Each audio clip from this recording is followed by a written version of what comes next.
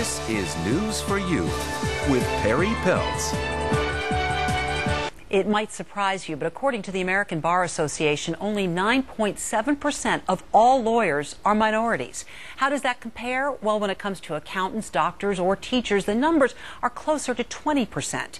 Well, tonight we introduce you to a nonprofit organization called Legal Outreach. They're trying to change those odds.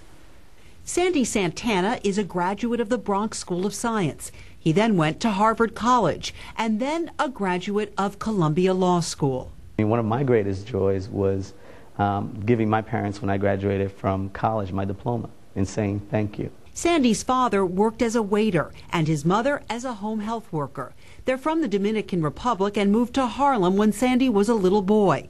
After law school, Sandy landed a job at a prestigious Manhattan law firm. And then he gave it all up to work at the after-school program that got him started, Legal Outreach, started by James O'Brien. It was very obvious to me a dearth of minority lawyers within the legal profession.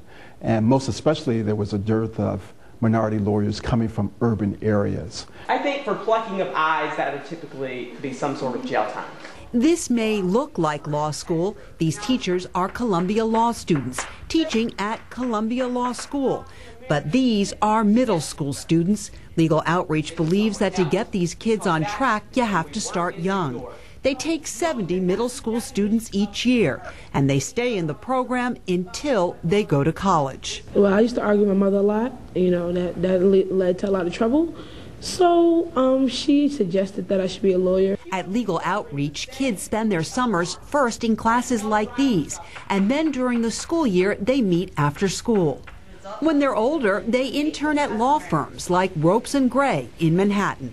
My name is Louis Vargas, and I'm here today as counsel for Philip Morris USA, where they are mentored by practicing attorneys.